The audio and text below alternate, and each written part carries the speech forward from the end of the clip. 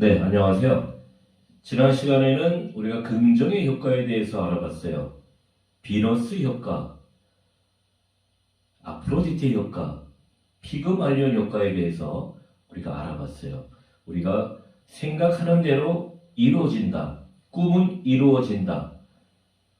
생각이 행동을 지배한다. 이런 내용을 우리가 한번 알아봤고요. 이번 시간에는 이거와는 좀 반대되는 이론이에요.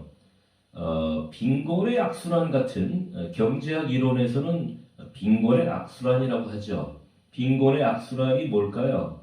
네, 우리가 투자를 많이 못하니까 생산을 많이 못하고, 생산을 많이 못하니까 또 소비를 못하고, 또 생산활동을 참여하지 못하니까 소득이 줄어서 또 소비활동을 못하고, 이런 것들이 맞물려서 돌아가는 것이 경제학에서는 빈곤의 악순환이라고 하죠.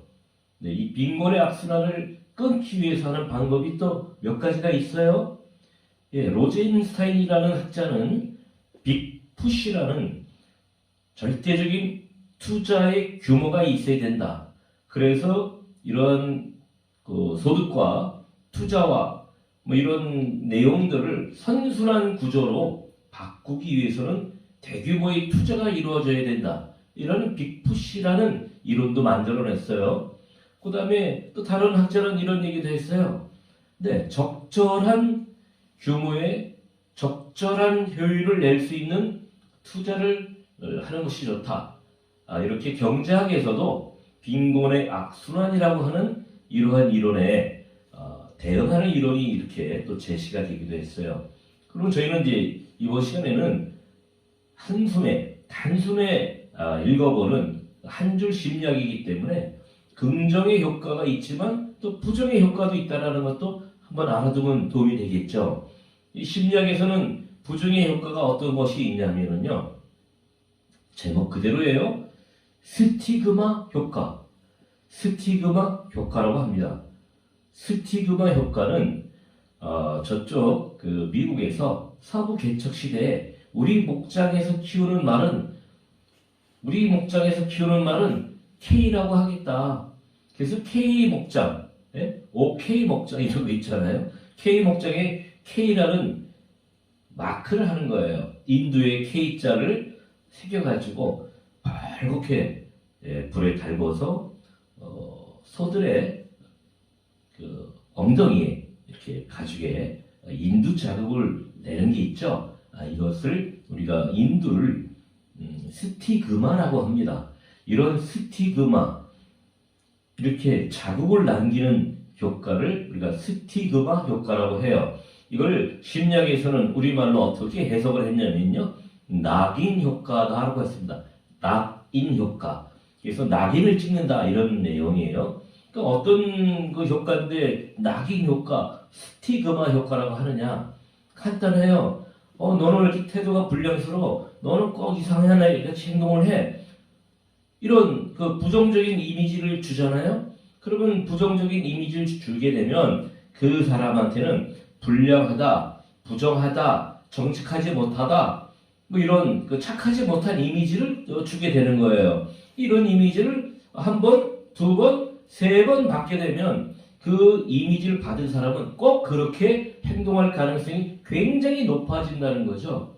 이런 것들을 우리가 낙인을 찍으면 낙인 효과가 된다는 거예요. 이 사람 꼭 범죄자처럼 생겼어. 그래서 이미지를 안 지켜주잖아요. 이미지를 안 좋게 우리가 갖고 있어요. 그러면 그 사람은 범죄를 저지를 확률이 높다라는 거죠.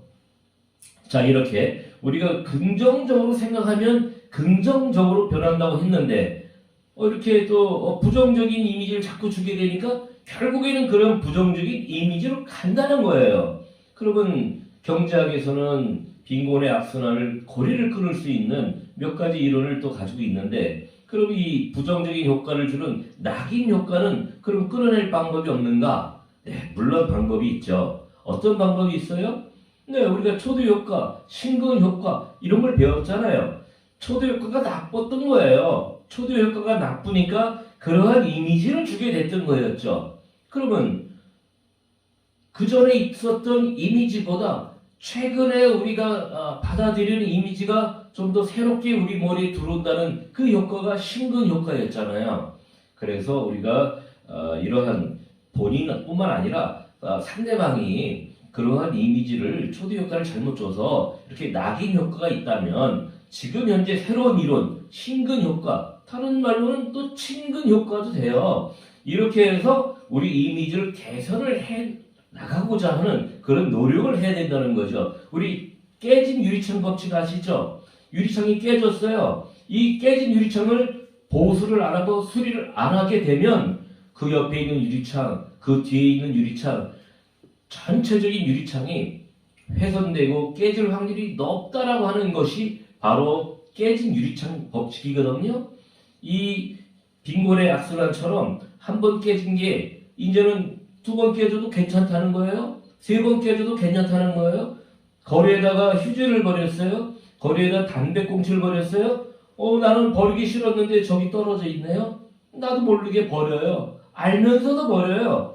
이런 것들이 우리가 얘기하는 스티그마 효과의 일종인 거예요. 그리고 깨진 유리창 법칙인 것처럼 그렇게 우리가 행동이 따라간다는 거예요. 그러면 이것들을 우리가 실험을 해서 따져봤더니 깨끗한 거리에는 쓰레기를 안 버려요. 깨끗한 유리에는 감히 유리를 깰 생각을 못하죠. 간단하게 오늘 알아보는 효과였는데 스티그마 효과, 낙인 효과는 우리가 이미지를 그렇게 줄 수도 있고 그 사람의 이미지를 우리가 그렇게 받을 수도 있었어요. 그러나 이것을 해결하는 방법은 뭐예요? 지금 잘하면 되는 거죠. 한번 잘못 인식이 되면 내가 계속 그렇게 될 수가 있겠구나. 또는 저 사람을, 그 사람을 그렇게 내가 인식을 하게 되면 계속 그렇게 그 사람이 그런 행동을 계속 하겠구나. 이런 것들을 우리가 알아보고자 하는 거예요. 이 한 줄 심리학에서는 이런 이론이 있으니까 우리가 조금이라도 그 반대되는 대응 방법을 우리가 찾아보자는 거죠. 한번 이미지가 나빠졌으면 그거를 그대로 밀고 가면 안 되겠죠. 저 사람 이미지가 나쁘다고 계속 지적을 하면 범죄자가 되거나 불량 학생이 되거나 비행 청소년이 되거나 우리 단골 손님이 안 될 수도 있는 이런 심리가 있다는 거예요. 네, 오늘은 많은 이론 중에서 오늘 낙인 효과에 대해서 알아봤어요. 다음 시간에는 낙인 효과하고도 좀 비슷할 수 있어요. 예, 일종의 머피 법칙이라는 것도 있잖아요. 그 반대되는 셀리 법칙도 있고 또 이걸 합쳐서 우리가 줄루의 법칙이라고 해요. 그러면 머피 법칙과 셀리 법칙과 줄루의 법칙은 또 어떤 내용인지 다음 시간에 그것도 한번 알아보도록 해요. 그러면 짧지만 오늘은 방송을 여기서 마치겠습니다. 여러분 수고하셨습니다. 다음 시간에 다시 만나요. 감사합니다.